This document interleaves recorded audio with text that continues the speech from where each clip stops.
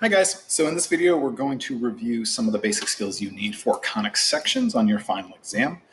The three main skills we're going to cover in this video are converting a general form conic section into standard form, once in standard form how to produce a graph of a conic section, and then also given a graph how to produce the standard form equation.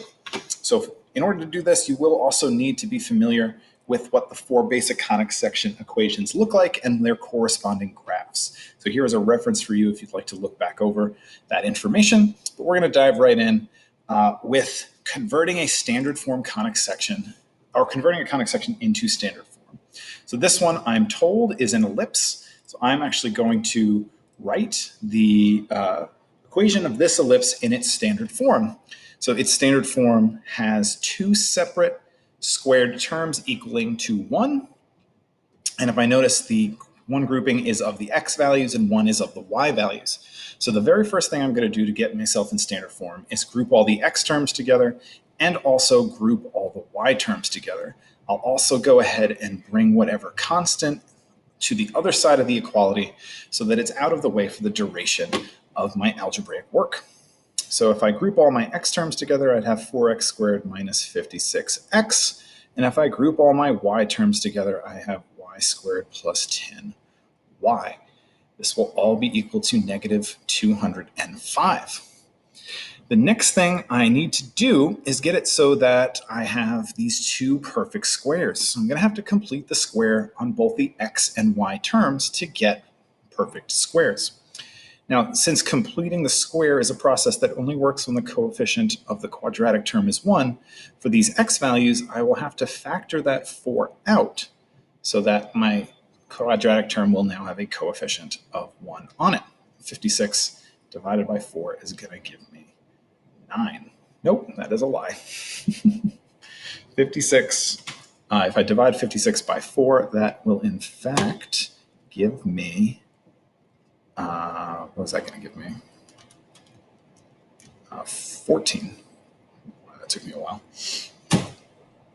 So we have the y squared term is conveniently already 1. Okay, so then I am going to need to complete the square. So I'll take half that, negative 14, get negative 7. Squared is 49, so that is the term I will need to add to make this a perfect square. I'll take half of the 10, will give me 5. Squared will give me 25. So I'm going to have to add those two values. Now, I can't just add a value to one side. I have to add it to both sides for it to stay balanced. But there is one caveat. On the x terms, when I'm adding 49 here to complete the square, I'm technically adding it 4 times. So I'm going to add 49 times 4 to this side. Conveniently for the y values, though, in this example, I'm adding 25, and I'm only adding that 1 time. So I'm just going to add 25. Now it is balanced across my equation. I've added the 49 4 times, and I have added the 25 once. So that is balanced across my equation. I'll wind up with 4 times x minus 7 squared plus y plus 5 squared is equal to, and now I'll have to simplify this expression out.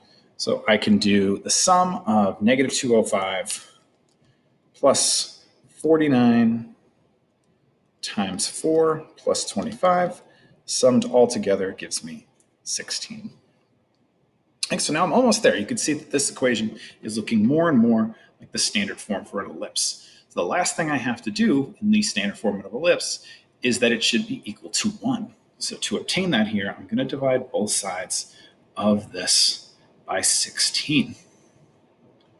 When I do that, I can reduce. I get x minus 7 squared. 4 over 16 reduces to 4, plus y plus 5 squared over 16. 1 over 16 doesn't reduce, and 16 over 16 reduces to 1. That is now my standard form of an ellipse. Okay? So the whole reason we get things in standard form is if we want to produce a graph. So once I'm in standard form, I also need to know how to produce the graph of that conic section. So here is another example. This is the equation of a hyperbola. It's different from an ellipse in that I am subtracting a set of terms rather than adding them. It's the key differentiating feature from the equation of an ellipse and a hyperbola. So in this case, I'm going to look back at my reference to get see how the standard form equation of a hyperbola relates to its graph. So whatever terms I'm subtracting from the variables here, that's going to correspond to the center. So if I look at my values to see what I'm subtracting 1 from the y, and I'm subtracting nothing from the x term. So if it helps, you can think of this as x minus 0 squared. That is this equivalent to x squared. That tells me that the center of this hyperbola is 0, 1. The other components I need are this a and b, and that gives me this kind of box which scales out my hyperbola. So a in this case, which is the length in the x direction, or a squared is 9. That tells me that a is 3.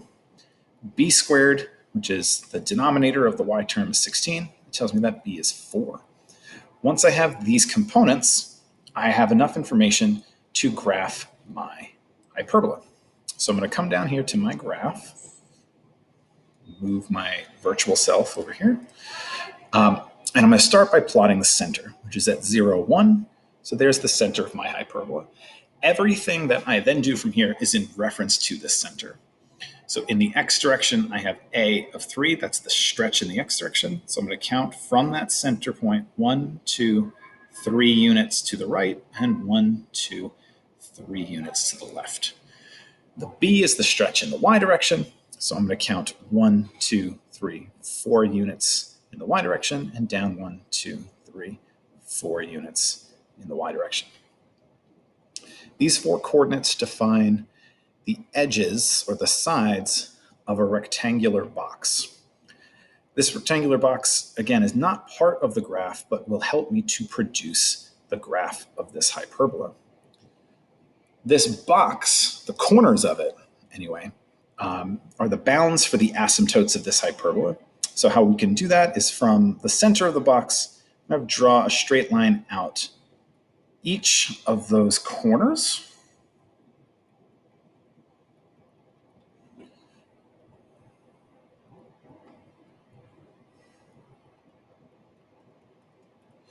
Those will kind of create the asymptotes for this hyperbola. Next, I'm going to plot the asymptotes or the graph itself. So the graph of this hyperbola is going to have vertices at the edges here in the x direction, and it will extend and approach that asymptote. Again, that asymptote is a line that the curve approaches but does not quite reach. And that gives me a general sketch of this hyperbola.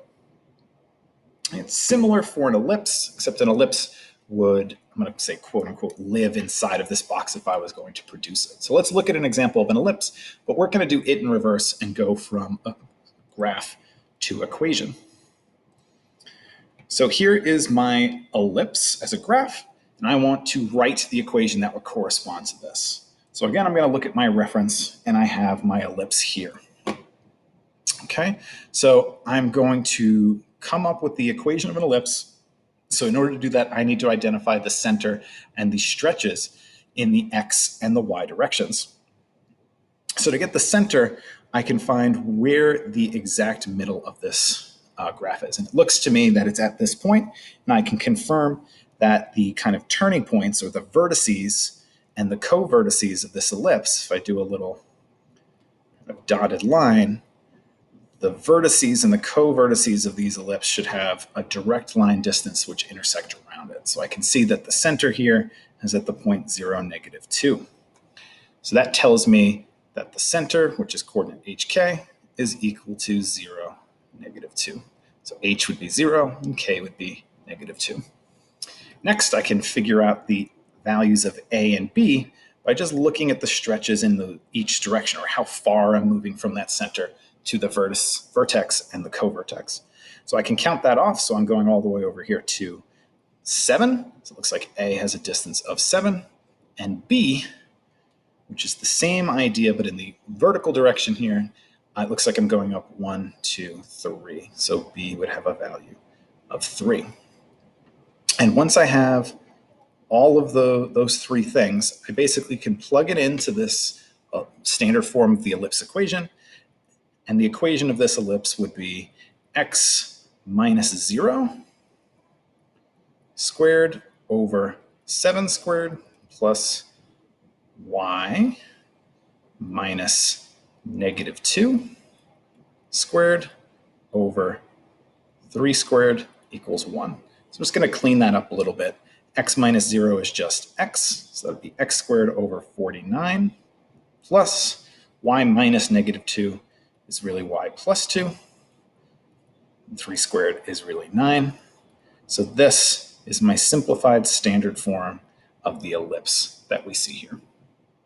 Okay, so when you come into class next time, you'll have some chance to practice each of these three skills for all of the different conic sections. So I look forward to seeing you then. Take care.